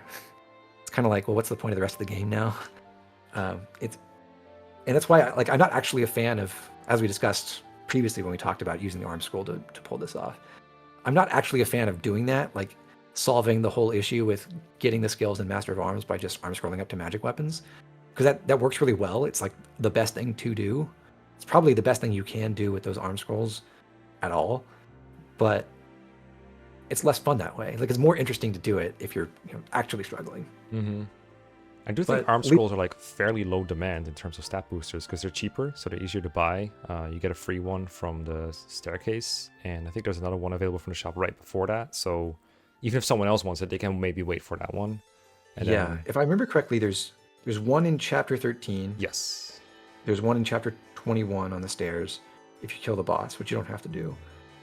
And then there's 2 in the tier 3 shop, I believe, that are like 4,000 gold each or 5,000 gold each. I think it's 5K, like that. Yeah.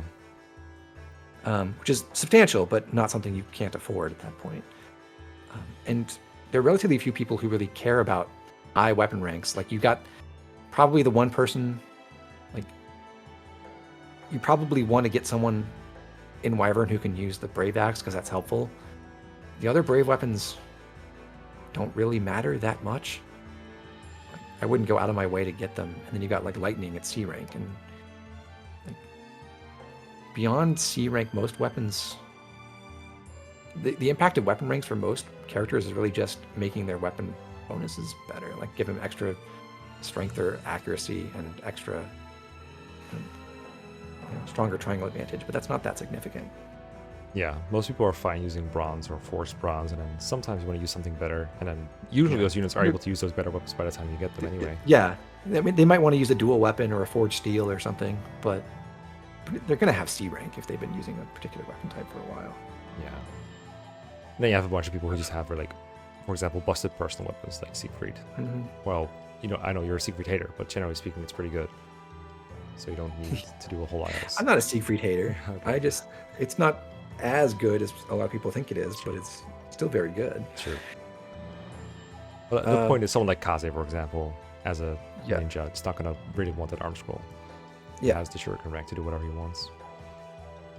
And I'm going to this because the most struggle I've had is that grind to get life and death on Master of Arms Ophelia. If you can take that away, potentially in a very easy way, then I think that really resolves a lot of the problem. Because the next hardest thing to do would be Vantage on Odin, which I think the cost would be like, use a heart seal to get Odin out of a class that he wants to be in, and now your Odin is no longer that good, and you have to deal with E-rank swords instead on him. Yeah.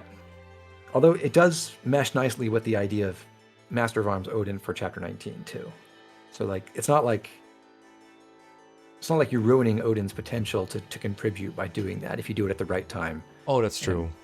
Although he also wants an arm scroll for that. He kind of does, yeah. Yeah, it's a little awkward to get D rank lances on him naturally, although it is doable. But yeah, it's that option is there for you. You don't have to pass down Vantage to Ophelia either. I just think it makes her substantially better at staying in the Dark Mage / Sorcerer tree or class line after recruitment. Whereas if you didn't have Vantage, she wouldn't be as good at using Nosferatu, and that would mean you'd probably value going to Dark Knight more for the extra bulk. But Dark Knight has a lot less magic growth, so you'd be trading away a bit of her late game potential in that you'd probably have to make up for that with Spirit Dust. It's not unsolvable, but it's just kind of annoying. And it's also nice to clear out the Vengeance from the Sorcerer learn set early, so that you can get Bowbreaker at a lower level. Yeah, that's true. Bowbreaker's pretty important. Like if you're going through Dark Knight first and then Master of Arms up to level 15, and then going back to Sorcerer, you have to get Vengeance first and then Bowbreaker. And it's kind of nice to get Bowbreaker one level sooner. Yes. For chapter 25 purposes. Yes. So to summarize, we have the option of killing the entire game with a setup that's doable in the context of a team, although it requires some resources, but not so much that it's undoable without neglecting other units. And then we have a unit and if you don't do that, then you still have slightly worse Leo, is basically what you said. Or well, yeah, give the nod to Leo over her, but I still think it's better than what the combat any other kid brings to the table except potentially Soleil. Because being a good mage is that much better than being a melee attacker, which is what the vast majority of the other kids do.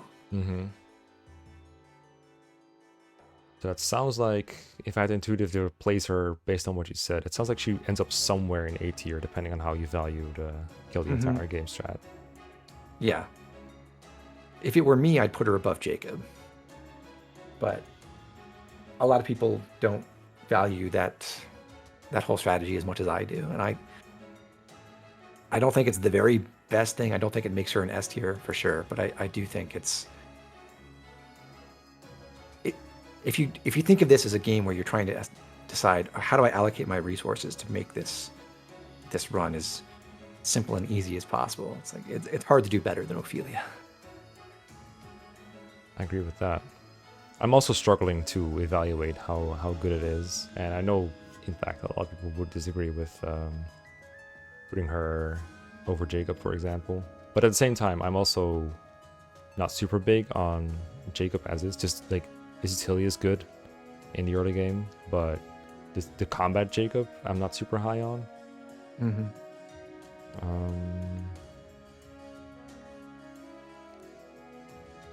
So I'll throw it in here for now, and we'll see what happens in the comment section. Okay. All right. I'm not super invested in having every unit into exactly the correct place, but I have killed the rest of the game with Ophelia before, and I felt like the resources spent was worth it. Like I said, the returns were infinite. But if someone wants to place her lower than this, I would not argue with them. I would understand why. All right. Yeah, and again, it does depend what your feelings are about using kids and how that impacts the run. Because if you're really focused on turn count, terrible idea. Don't do this. even like once you get her online, you can make the Super Ophelia thing part of a fast clear, but it doesn't really enable it because she just doesn't have max movement, and you kind of need that to be killing the bosses very fast. And a lot of what she does is really just clear all the other enemies, which isn't technically required to finish most of the maps. Yes. It just makes it super easy. Yeah, I think if I wanted to make a list more focused on turn count, which I didn't, because I think this makes discussion more interesting, and for me these are more about talking about the units than placing them in exactly the right, objectively correct spot. But if I did focus more on turn counts, even alleviating the problem of kids costing turns to recruit, or paralogs costing turns to play, depends on how you want to phrase it, I would definitely say Ophelia does not like save turns or anything. But that, like we discussed like at the very beginning, most units in this game don't save turns. Most of them just kind of exist and can get along for the ride. And there are some that are easier to make so good that they can sweep the combat heavy portions of the game. And that's represented by the S tier here. So at least that part is, I think, fairly accurate with regards to turn counts. Like, I don't think a lot of units can really replicate this in any setting whatsoever. I think no matter what kind of constraints or challenges you put up on your playthrough, these 5, 6, depending on how you code Corn, probably always going to be the most important, and everything else is... I like the way you phrase it there. This is based on vibes. Yeah. Yeah, to a degree it is. I like how B and C tier are equal. It's very aesthetically pleasing to me. So I'm that's the most important criteria for me. This tier list looks good just in terms of balance. Yeah. In general, I feel like all tier lists that are finished look off in some way to me. Like, some characters are like, wait, why are you there? And then I try to think about the reason. It's like, oh, yeah, that's the argument we used, right? At least I can still see it. Then I'm happy with it. I don't have a very intuitive feeling on this game yet, even though we just spent almost 2 hours discussing these units. And we had, this is the 7th episode, I want to say. So that's like 7 hours, 8 hours total discussion at the very least. Nothing looks super off to me. Is there anything you would raise for reevaluation if you have the energy? To me, this actually still basically matches my like personal notes that I've been looking at as well, but somehow I feel like Jacob and Felicia are a little bit out of place where they are. Like, I don't know. They're very good at what they do. Too high, slightly. Like, I don't think it's hard because what they do is so unique. Yeah.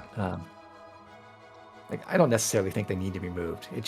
It feels odd to me because I'm looking at them like surrounded on either side by a whole bunch of people who are like incredible at combat, and then it's just like they're just kind of there because they're great parrot bots and great at support, and they can do some combat functions, some semi-unique ones if they marry Corrin. But they seem like oddballs there. Yeah. But I still think it's basically fine where they are. I think they'd be oddballs almost no matter where we put them, because this is kind of like the B tier. You can see my cursor, right? Yeah. Yeah, this is kind of like the part of units that are just good support utility units that feels like that mostly matches Felicia and Jacob too, basically. So yeah. They would be roughly there probably if we tiered them separately. But then on top of that, they have the option of being around for the early game, where you have no alternatives, and they do all the stuff you mentioned with auras and healing and daggers and all that stuff.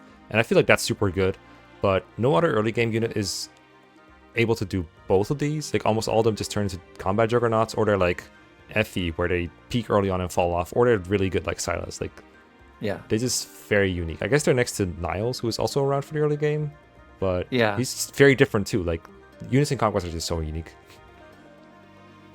Yeah, it's annoying because they're, in a lot of ways, they're very samey because you can adjust stats so much that it's hard to say, like as we discussed at the very beginning, like it's hard to say, well, this unit's definitively better than this other unit because they can do X and Y that the other unit can't, because mostly that's not true. But at the same time, like if you're putting two units side by side, a lot of times the things they do are very different. So it's hard to judge. Like, is Felicia better than Niles? I don't know. It's true, because throughout the entire review process, I think so often it's come up like, Yeah, okay, so let's talk about what these units can do if you put them in Wyvern. What do they need to get Wyvern? Or sometimes it's Ninja, sometimes it's Berserker pair up. Like, there's clearly a class hierarchy in this game in that sense, but it's still so different. Like, even though, like you said, there are a lot of them can do the same thing like going Wyvern, they still go about it in so many different ways. Like, Percy's Wyvern was discussed in such a different way from, I don't know, Leo as a Wyvern, for example, or even Baruka as a Wyvern. Yeah. So I like that. It's just giving me a ton of inspiration. I don't know if I mentioned this yet. I think I did. I have a spreadsheet of like little things I want to do in Conquest next time. Because I always, whenever I start a new file, I'm always like, wait, what do I do with core? I need to figure this out now before I start playing, and I don't want to play anymore. And now it's like, well, I have like 50,000 new ideas. So, yeah. I mean, the one that came up for me, I think, just today is Charlotte Velouria, which is something yeah. I've never tried, and I'm like, I think that could actually be really amazing. And I'm not sure, but you know, the idea of bringing in like better odds for the free healing and going to Maid sounds kind of awesome. Yeah, and you've probably started like dozens, maybe 100 Conquest runs over the course of your life. You still find new things to try out. It's pretty cool about this game, right? Yeah. Is it... I wonder what the number is. I don't think it's actually 100. I think it's probably substantially lower than that but I've done a lot. But a lot of times what I end up doing is like keeping a save from like midway through a run and then restarting from there. I'm like, oh, I want to go try out this different thing, so I'll go like before I recruit Keaton or something. Because it's sort of a faster way to get to like the experimental part as opposed to doing a whole run over again. But yeah, I would kind of love to know what my actual number of campaigns in Conquest is. Well, either way, it's been plenty long, and I'm afraid I'm gonna have to let you go. So, yep. Zoran, again, thank you so much for all your insights and analysis. This would have been really blast. It's been a blast. This would have been really hard for me to do on my own, and I appreciate your knowledge and your expertise and your videos, and I hope to see another one out soon because they've taught me a lot. Yep. So, thank you. Oh, my pleasure, and I look forward to seeing what the comments have to say. Me too, especially about Ophelia and Soleil. So yeah, thanks everyone for watching. It's been a blast. Don't forget to subscribe to Zoran if you haven't already, and I'll see you next time. See you, everyone.